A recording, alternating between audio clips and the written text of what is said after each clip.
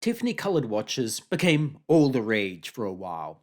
Rolex released a Tiffany dial Oyster Perpetual, and people paid, and still pay, rather large sums. Patek Philippe has collaborated with Tiffany on a $1 million Nautilus. Well, it turns out that Tudor was actually doing Tiffany turquoise watches before they were so hyped. Enter the Tiffany Grand Tour. It's a rather interesting watch, offered in several colorways, including a vibrant orange and a purple. However, what I've got here is the turquoise, which I think is the most appealing. So let's explore it. Now, the Tudor under consideration itself has a box, it has a warranty card, and it has hang tags. It's also currently available for sale on Grailsea. I'll link to that in the description below. But once it sells, I'll link to some alternatives. Now we can start with a bit of an unboxing, such as it is. Now the Tudor box is black and it feels solid. It has the Tudor logo emblazoned proudly across the top. Inside the box we've got, well, a relatively standard watch box, but we also have the watch, we have the hang tags, and we've got a back slot where we have the instruction manual and a wallet containing the warranty card. The warranty card is much like standard Tudor warranty cards. It has the name of the AD and has the name of some information about the watch. Similarly with the instruction manual, it's relatively standard, it's reminiscent of most Tudor manuals. Most people probably won't need it for most things other than maybe working out how to change the date. Now the watch has a chronograph and it has a date complication and has some other things. Now some people might want to look at the instruction manual like I said for the operation. For the most part it's relatively standard, but it does take a little bit of working out how to change the date. And I'll come back to that in a second. Now if we move on to the watch and its aesthetics, the watch is 41mm in diameter. It has a chronograph function which you can see from the buttons, and it also has a date complication. It doesn't wear too large, although it is, like I said, 41mm, so it's not exactly small. The bezel is ringed with diamonds, which adds to some of the more blingness, and similarly on the lugs, which are also lined with diamonds.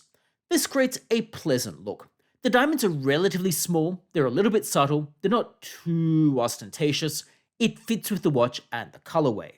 I think it coheres with the Tiffany turquoise vibe. However, it might not be everyone's taste. I don't think, for example, it would work with the orange watch, but I think it works here. The case is finished in brushed stainless steel, and it isn't really a fingerprint magnet, which is kind of great because a lot of watches are.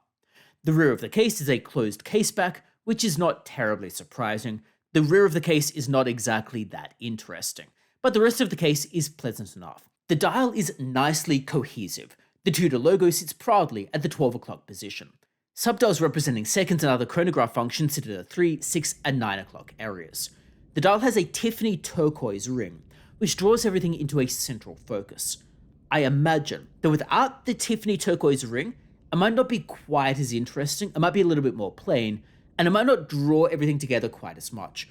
I think with that turquoise ring, it helps to actually make the dial more cohesive without being too busy. The rubber strap is again in Tiffany turquoise just to complete the theme. It has Tudor written down the sides.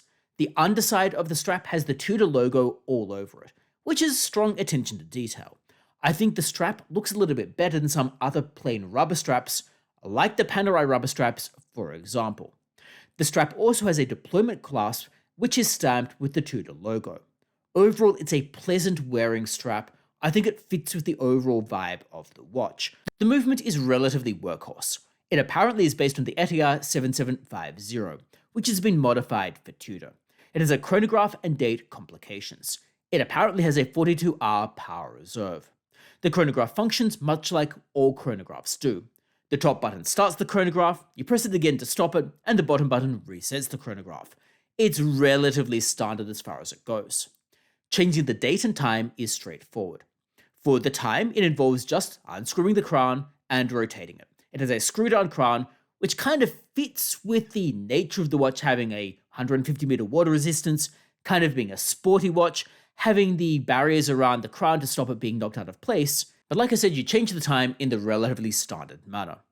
For the date, well, you change that by pressing down the button on the left-hand side. This is something that people might need to see the instruction manual to work out, but the movement is solid and straightforward, and is not that unusual, really. So effectively, it's easy to use, has some decent functionality. Like I said, however, the 150-meter water resistance, the screw-down crown, the barriers around the crown, well, they give a bit of an off-road type vibe, a sporty vibe. but it is kind of akin to giving off-road capabilities to a Porsche Cayenne that we know will only ever see suburban streets. We should also mention the Lume. Now, I had low expectations for this, because I assumed a watch with diamond bezel, diamond lugs, Tiffany turquoise probably wouldn't be the most practical in the world. However, the Lume is actually really very legible, and is also actually Tiffany turquoise as well, fitting with the theme. I was actually amazed by this, because you could probably actually read it in the dark, which is a lot better than a lot of watches. It fits with the overall idea that the watch is actually rather practical, even though it looks a little bit more dressy and sparkly. Now, the watch overall is personally quite nice. It has a striking look without being too garish. It has some neat features such as the chronograph, the water resistance, and the date. The colorway is amazing and head-turning. And for me personally, I like the colorway because it matches the brake calipers on my car. However, that probably is not actually going to be a major selling point to, well, most people, because most people don't have Tiffany-colored brake calipers. But still, it's nice. Now, the diamonds on the bezel and the lugs add to the appearance, like I said, without being too garish or gaudy or ostentatious. The Tudor Grand Tour is a rather fascinating watch. I think Tudor deserves credit for producing a watch of this nature that is something a little bit different. I actually think they did a really good job here. Now, this particular watch is currently for sale on Grailsea, where it's available for auction. You can check it out using the link in the description below. I really like Grailsea because all watches that are sold go through their authenticator in Florida, which adds to a lot of confidence when you're buying and selling people you simply don't know over the internet. So like I said, do check that out. Now, this leads me on to alternatives, and there are some, but not really a direct comparable.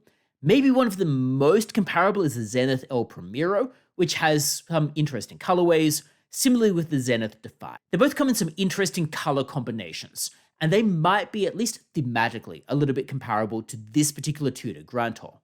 However, if you want a Tiffany-colored watch, you don't have that many options. You've obviously got this particular watch, although there aren't many available for sale online, so actually hunting one down is not necessarily the easiest.